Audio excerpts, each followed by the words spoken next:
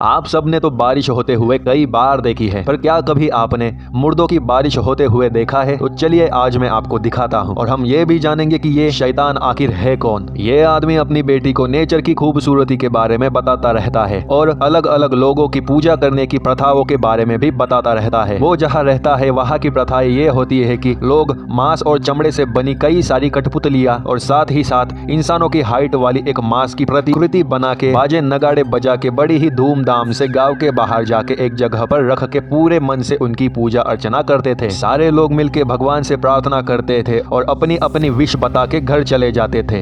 रात को उस बच्ची का बाप उसी जगह पर जाके देखता है तो उसे दिखता है कि लोगों ने जितनी भी मांस की कठपुतलियां बना के रखी हुई थी वो सारी किसी ने तहस नहस करके रख दी थी। पर तभी उसे किसी की आहट सुनाई देती है, तो जब वो देखता है तो उसे वहां पर भयानक शैतान दिखाई देता है जो कि वही मांस और चमड़ियों से बनी कठपुतलियों को खा रहा था। तभी वो अपनी टाइम ट्रेवल की मशीन शुरू करता है, पर अचानक से वहां पर वही शैतान आ जाता है। तो वो आदमी डर के मारे उस मशीन को कमांड करने लग जाता है, पर वो मशीन उस आदमी से दूर जाने लगती है और वो शैतान भी वहां से भाग जाता है। पर अचानक से उस मशीन का ब्लास्ट हो जाता है और वो मशीन आसमान में छेद कर देती है। तो तभी उस आदमी की बेटी उसे ढूंढने आती है, तो वो मशीन उस बच्ची की आने की वजह से रुक जाती है। तभी जहां पर आसमान में उस मशीन ने छेद किया था, अचानक से वहां से मुर्दों की बारिश होना शुरू हो जाती है और वो लड़की वहां से भाग के बेहोश हो जाती है। पर जब उस लड़की को होश आता है तो उसे पता चलता है कि उसके पापा मर गए हैं। असल में जो टाइम ट्रेवल की मशीन थी उस इंसान की वजह से खराब होके आसमान में छेद करके बाकी सारे टाइम लाइंस में जाके वहां के टाइम खराब कर देती है। तो तभी हमें कई सालों बाद कुछ साइंटिस्ट दिखाए जाते हैं जो कि उसी मशीन की खोज में आए थे, पर एक लेडी साइंटिस्ट उसे काबू ही करने वाली थी कि तभी हमें एक लड़की दिखाई देती है जिसके अंदर की वही शैतान होता है जो कि पहले दिखाई दिया था। पर लेडी साइंटिस्ट उस मशीन को काबू में कर लेती है और वो लड़की भी वहां से गायब हो जाती है। जब वो घर जाने ही वाले होते हैं कि फिर से उनके सामने वो शैतान आ जाता है। एक लड़का तो उस पर गोली चला देता है और उसे वहां से भगा देता है और जल्दी से जल्दी चारों मिलके वहां से कार में बैठ के जाने लगते हैं। पर फिर से वही शैतान घायल हालत में उन्हें पकड़ने आ जाता है, पर वो चारों गाड़ी लेके झट से वहां से निकल पड़ते हैं। सारे साइंटिस्ट जब उनकी लैब में पहुंचते हैं तो तब उन्हें पता चलता है कि इसको चलाते कैसे है। तो चारों उसे यूज करने का ठान लेते हैं और उस मशीन को ऑन करके अलग ही टाइम लाइन में पहुंच जाते हैं जहां पर कि कुछ आदमखोर उन पर हमला कर देते हैं। पर वो चारों जैसे तैसे करके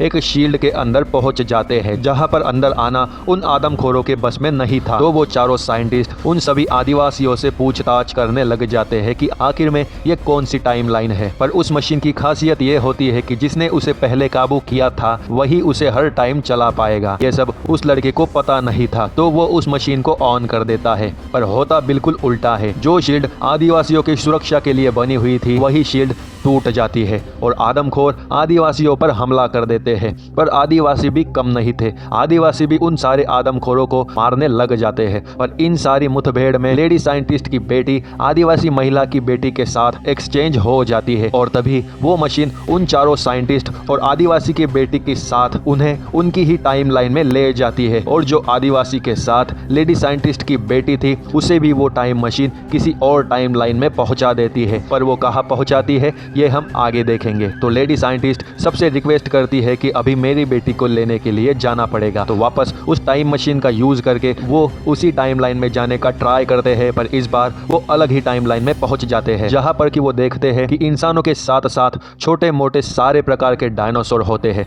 जो कि इंसानों का शिकार करते रहते थे और मौका मिला तो एक दूसरे का भी शिकार करने को नहीं चूकते थे। पर जब वो उन लोगों को समझाते हैं कि हम यहाँ पर कैसे आए और क्यों आए, तो वो लोग भी उन्हें जाने की अनुमति दे देते हैं। पर जब फिर से टाइम मशीन शुरू होती है तो तभी एक डायनासोर उन पर हमला ही करने वाला होता है कि पीछे से दो लोग उस डायनासोर पर गोलियां चला के उसे मार डालते हैं। पर हम देखते हैं कि लेडी साइंटिस्ट की बेटी और वो आदिवासी महिला उसी टाइम लाइन में आ गई थी जिस डायनासोर वाली टाइम लाइन में अभी वो साइंटिस्ट थे। पर लेडी साइंटिस्ट को यह पता नहीं था कि उसकी बेटी और वो आदिवासी सेम टाइम लाइन में है। उस आदिवासी महिला को एक ज़ोंबी ने काट लिया था जो कि उनके पीछे पड़ा हुआ था, पर लड़की बड़ी चालाकी से दरवाजा बंद करके बच जाती है। पर दिक्कत की बात तब होती है जब उनके साथ एक आदमखोर भी आ चुका था। तो बच्ची फिर से बड़ी ही हिम्मत करके दरवाजा बंद करने ही वाली होती है कि आदमखोर उस पर भी हमला कर देता है। तो आदिवासी महिला उस आदमखोर से झगड़ने लग जाती है और आवाज की वजह से ज़ोंबी भी उनके पास आ जाता है। पर तभी लेडी साइंटिस्ट टाइम मशीन को वापस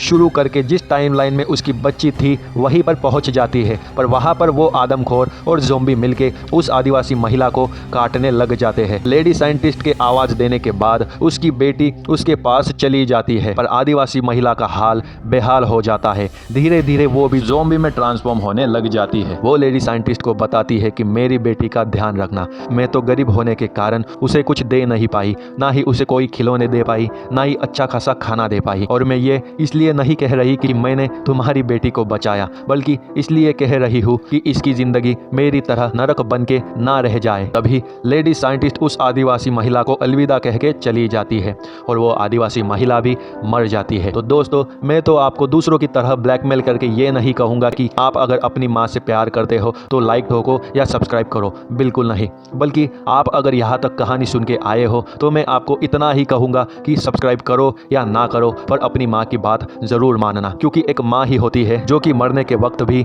अपने बच्चों की फिक्र करती रहती है। तो चलिए आगे बढ़ते हैं। पर अब बारी होती है कि सारे टाइमलाइन की टाइम फिक्स करने की, क्योंकि पहले जो टाइम मशीन में ब्लास्ट हुआ था उसने सारे टाइमलाइंस की टाइम को खराब करके रख दिया था। तो जब वो दोनों लड़कियां टाइम फिक्स करने जाती है तो तभी वो शैतान वहां पर वापस आ जाता है। पर वो आदिवासी महिला की बच्ची कम नहीं थी, वो तो उस शैतान को हथियार दिखा के उसे डराने लग जाती है और उसे वहीं पर रोक देती है। पर लेडी साइंटिस्ट की बेटी जैसे तैसे करके टाइम मशीन का टाइम फिक्स कर देती है और सारी टाइमलाइन वापस से अपनी अपनी जगह पर जैसी थी वैसी की वैसी हो जाती है और वो शैतान भी अपनी टाइमलाइन में वापस से चला जाता है और आखिरकार सब कुछ ठीक हो जाता है।